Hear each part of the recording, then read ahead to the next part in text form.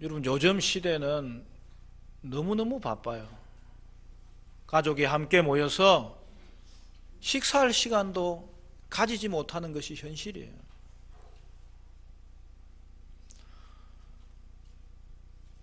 분주한 생활을 재미있게 묘사하는 게임이 있어요. 각자가 노트, 여러분 대학 노트 아시죠? 하나와 콩 한 10개 정도 준비를 하는 거예요.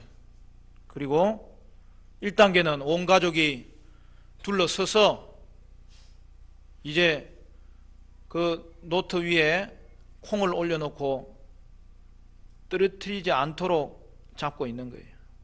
2단계는 노트를 잡고 있으면서 한쪽 발을 드는 거예요. 3단계는 노트를 잡고 한쪽 발을 들고 있으면서 다른 사람하고 악수를 하는 거예요. 또 다른 사람과 악수를 하는 거예요. 여러분, 어떤 일이 벌어질까요? 여러분, 그게 쉽겠어요? 어렵겠어요? 여러분, 동시에 많은 일을 한다는 것은 이와 같은 거예요.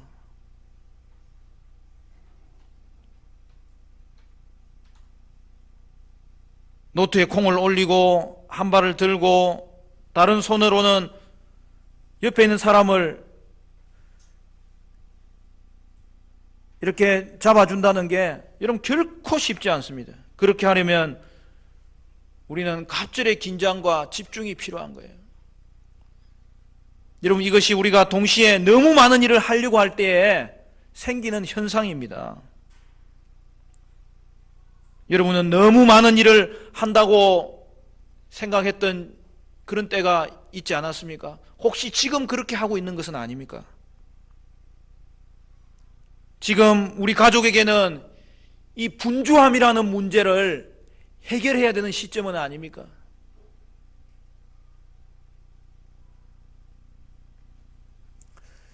우리는 직장 일이 중요해요. 학생들은 공부하는 것이 너무너무 중요해요. 교회 봉사도 중요한 거예요. 너무너무 중요하죠.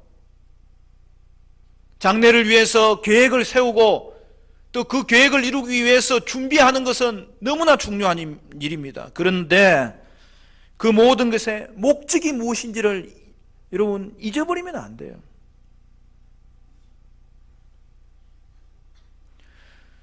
무엇보다도 너무너무 분주해가지고 가족이 함께 할 수 있는 그 시간들을 소홀하게 한다면 그것은 결코 해서는 안 될 일입니다. 오늘은 어린이 주일입니다.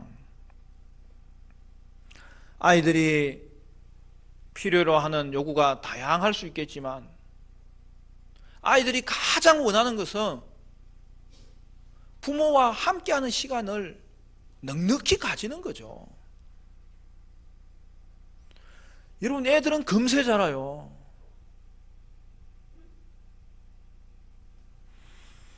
어릴 때 함께 하면서 돌봐주면서 성원해주고 도와주고 지지해주는 여러분 그런 시간을 가지지 못한다면 다음에 보충할 수 있는 게 아니에요. 그것은 사랑하는 성도 여러분,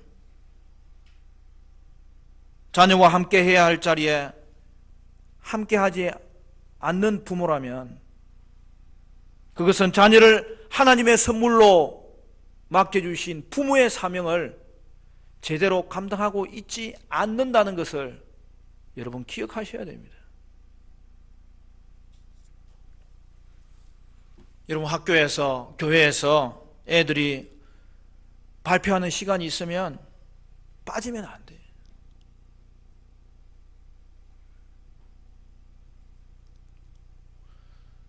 교회에서 학교에서 무슨 영성훈련이 있으면 여러분 지원해주고 필요하면 함께 도와주고 또 밀어주고 그렇게 해야 되는 거예요. 요즘은 1년에 그 연차를 며칠 쓸 수 있는 거예요? 여러분, 연차나 일차는 그럴 때 쓰라고 있는 거예요.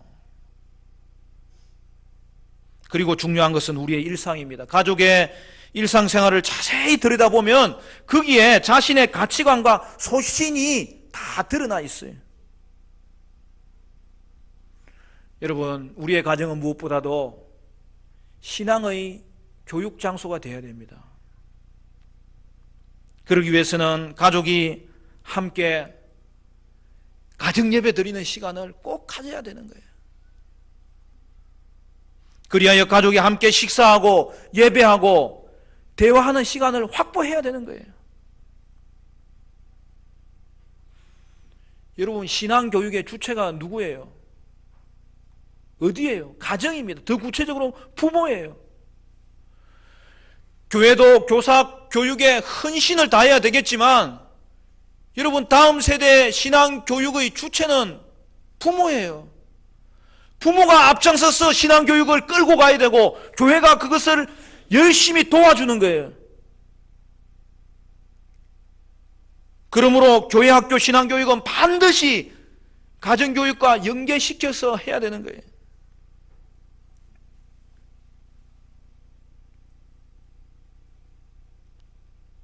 오늘 여러분에게 자녀가 있든 자녀가 이미 컸든 아니면 미래의 가정을 이루어야 되는 그러한 청년이든 간에 여러분은 가정을 향하신 하나님의 뜻, 부모가 자녀에 대해서 어떤 사명을 감당해야 되는지 하나님의 말씀을 통해서 평소 이렇게 점검해 놓지 않으면 금방 우리는 환경 때문에 무너지고 미루다가 나중에는 문제가 일어날 때에는 엄청난 희생을 각오하고서라도 세워야지 어떻게 하겠습니까? 그런 시기가 올 수밖에 없다는 거예요. 죄송합니다. 저도 교육자인데도 불구하고 가정교육에 대해서 실패했던 적이 있어요. 제가 미국에 유학을 안 갔더라면 큰일 날 뻔했어요. 물론 열심히 했죠. 여러분, 교회 일을 책임있게 하다 보면은 시간이 모자랍니다. 제가 전임 사역을 하고 전도사가 되고 강도사 되고 목사 되면서 정말 다른 교육자들보다 열심히 했어요. 하나라도 정말 빈틈 나지 않도록. 왜? 하나님 앞에서 사역하는 거기 때문에 최선을 다했어요. 그러고서도 중요한 것은 뭡니까? 설교 사역이잖아요. 교회 행정적인 일에 매달리다 보면 말씀 준비할 시간이 없어요. 그러면 제가 새벽 12시고 1시고 2시까지 제대로 말씀 준비하지 않으면 제가 잠을 안 잤어요. 그리고 새벽에 일어나서 새벽 기도 철저하게 지켰어요. 그런데 그렇게 하다 보니까 정말 집에 이사하는 날도 내가 집에 안 가 있더라니까요. 저는 그게 잘하는 건 줄 알았어요. 물론 그렇게 하는 게 옛날에는 그냥 보편적인 현상이었어요. 교육자는 교회 위에 충실해야 된다. 그런데 그게 가정을 망치는 일이에요.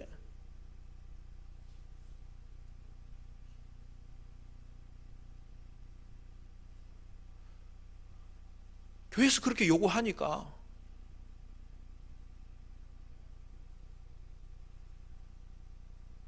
직장인들이 이사하느라고 집에 가냐? 그렇게 말하니까 그게 아니에요. 그것도 중요해요. 그렇게 말할 수 있어야 되는데 그러다가 담임 교육자를 내가 이렇게 해가지고 어떻게 나가겠나. 그래서 제가 무작정 유학을 떠납니다. 하나님이 길을 열어주셔가지고. 그런데 그때서야 정신이 드는 거예요. 야, 이렇게 살아도 되는데. 애들 학교에 아침에 데려다주고 제가 공부하러 학교 가고 집사람도 거기서 짭을 얻어서 일하고 열심히 살면서도 저녁이 되면 모여서 또 함께 식사하고 예배드리고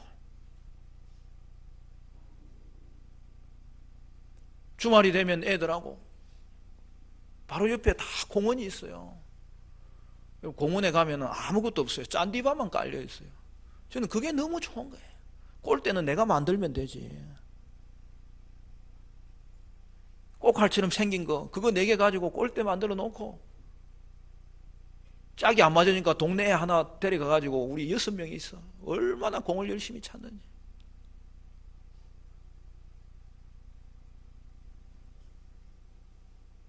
그래서 제가 5년 2개월 지내는 동안에 초등학교 우리 아이들 시기에 제가 옆에 있어 주었던 것이 너무 감사한 거예요.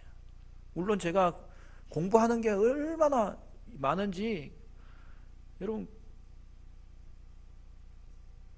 그걸 다 하고 가정사역을 하는 게 쉽지 않아요. 그런데 그게 가능하더라니까요. 거기다가 주일날 파트타임으로 사역하고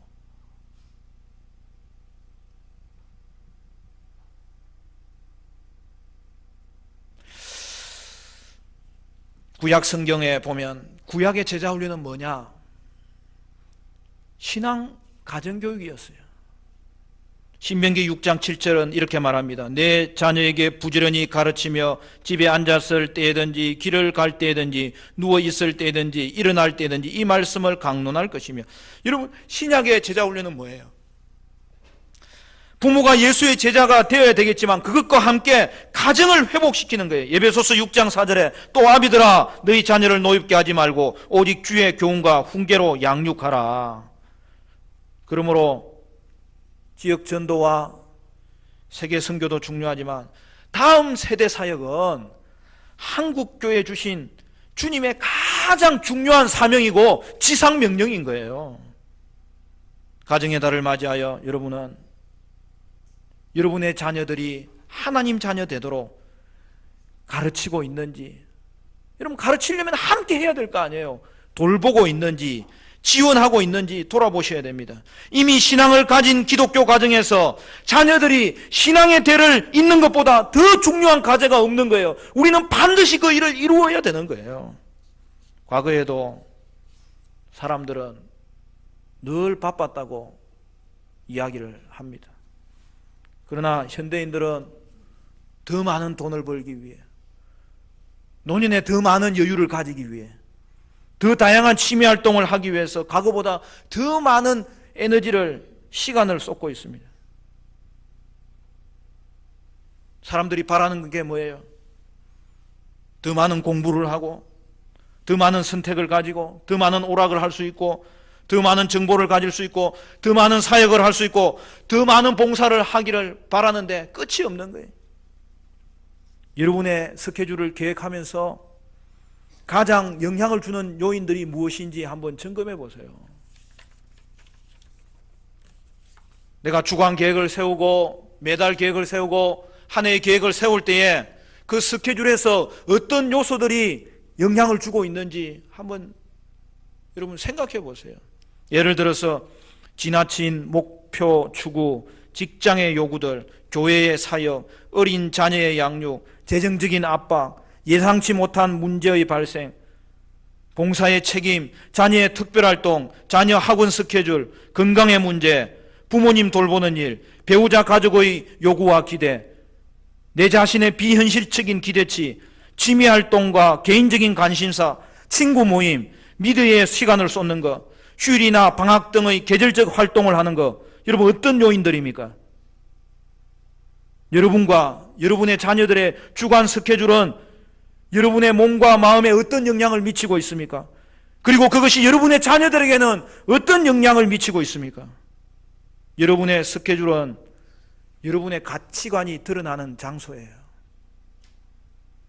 우리는 자신이 중요하다고 생각하는 일에 시간을 쏟기 때문입니다.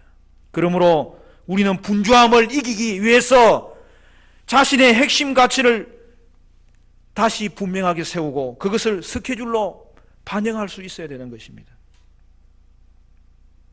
여기에 중요한 2가지 질문이 등장합니다. 첫 번째 질문은 나는 왜 지금 이 일을 하고 있는가? 부모들이 아이들에게 그렇게 많은 학원에 보내는 이유가 무엇일까요? 우리는 알지 못하는 사이에 스마트폰을 위시한 이 다양한 오락기구들에 많은 시간을 보내고 있는데 이에 대해서 우리는 관리가 필요한 것 아닙니까? 두 번째 질문은 모든 것 중에서도 가장 성공해야 된다고 느끼는 분야가 어딘가 하는 것입니다.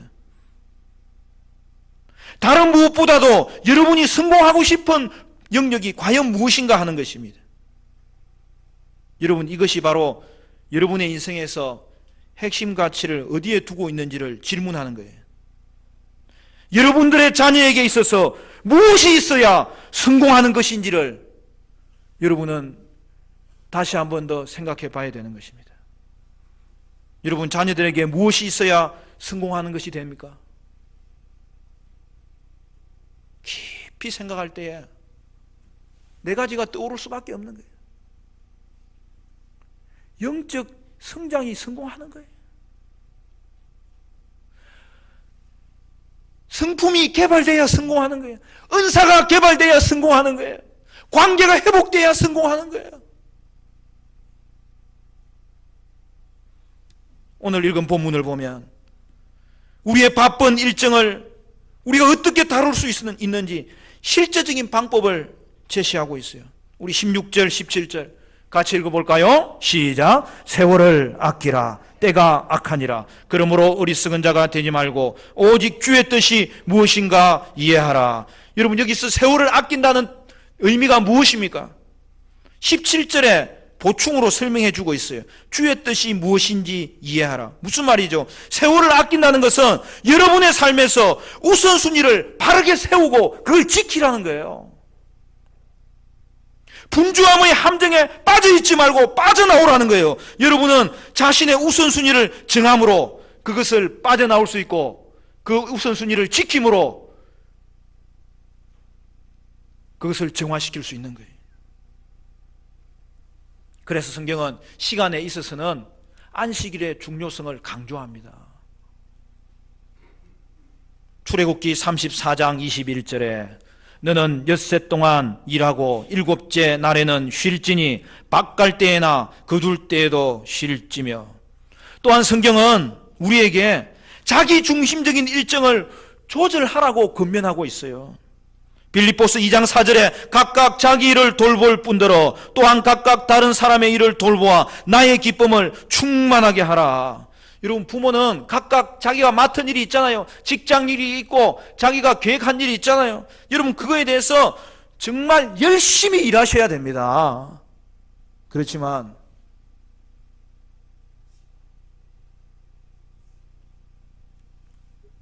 온종일 일하고 일하는 시간이 맞춰지면 어떻게 해야 돼요?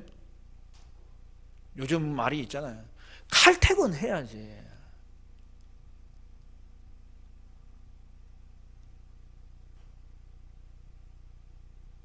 여러분, 목사님 회사 분위기가 그렇지 않아요. 아니, 내가 맨날 이야기하면 그 소리나 하고 나도 미치겠어. 그냥 믿음으로 하셔야 돼요. 여러분, 회사만 살려가지고 가정은 살리지 않을 겁니까? 영적인 일을 여러분 소홀히 할 겁니까? 이 중에 회사를 운영하는 분이 있다면 여러분 직원들이 칼퇴근하도록 도와주셔야 돼요. 남아서 일하는 사람은 상 주지 말고 칼퇴근하면 상을 주라니까. 아니, 그렇게 해야 젊은 사람들이 데이트를 좀 할 거 아니에요. 아이고, 요즘은 데이트할 시간도 없으니까 결혼도 못해. 아니, 결혼을 해도 부부인데도 만날 시간이 없으니까 애도 못 낳잖아요. 지금 큰일 났어요, 이게. 여러분, 칼퇴근을 해야 애들과 함께 할 수 있는 시간도 가지잖아요.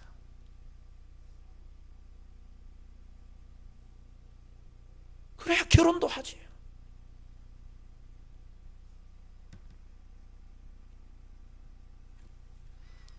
그리고 주의 날은 주의 날을 거룩하게 지켜야 되는 것입니다.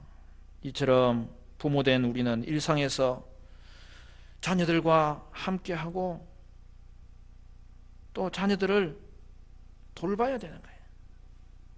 현대는 부모도 바쁘고 사실은 아이들도 바빠요. 그러므로 가족 중 한 사람이 너무 분주하도록 내버려 두면 안 되고 집에 와서도 서로 도와줘야 돼요.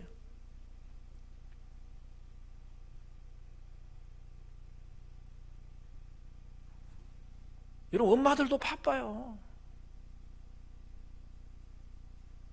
그러니까 엄마가 너무 바쁘면 아빠가 도와줘야지.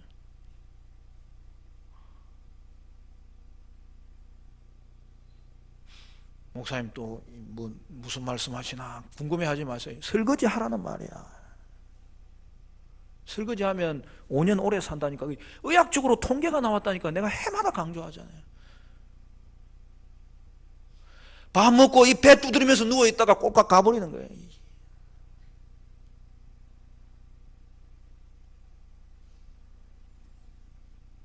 여러분, 또 나이 드신 분은 참 쉽지 않아요. 목사님, 우리 어른들은 그래 안 했는데 왜 힘들게 하십니까?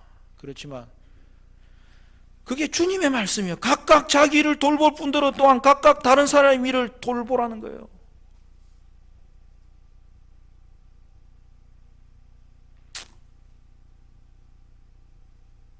여러분, 자신의 스케줄에 여유가 있어야 그 일을 위해서는 포기할 것이 있으면 포기도 해야 돼요.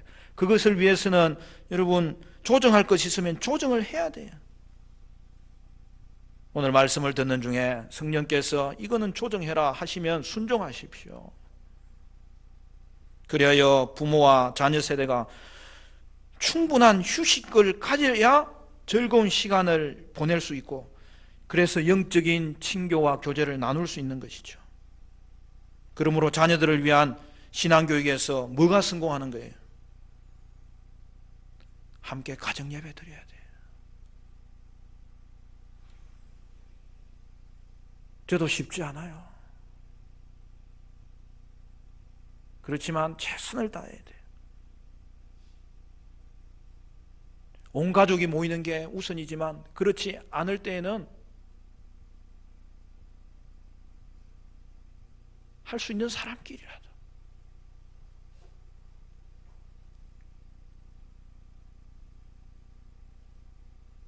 부부가 그냥 기도하는 것이라도 해야 돼.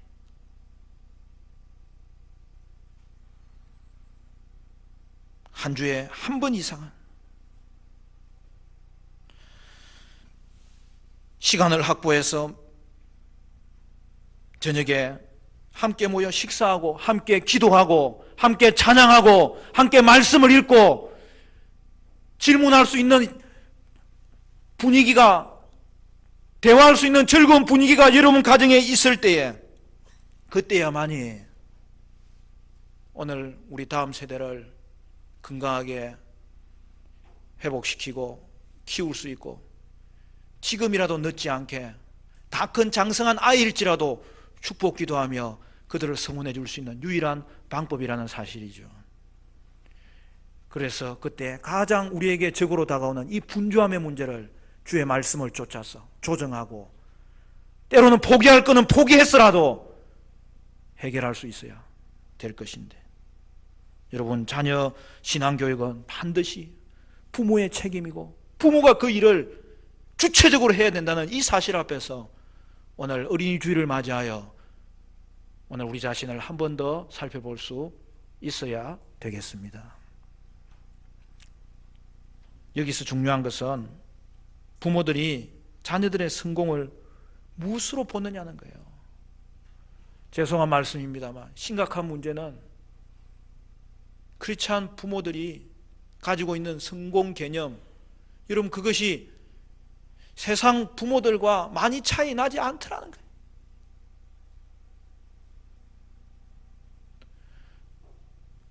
그래도 희망이 있어요. 오늘 예배의 자리에 하나님의 뜻을 물으면 하나님이 우리를 깨닫게 하시고, 우리가 순종하며 나아가면 성령께서 도와주시고, 때로는 흐트러졌던 우리의 가정이지만 주님 앞에 기도하면 하나님이 다시 한 번 더 우리의 가정을 회복시켜 주실 줄로 믿습니다.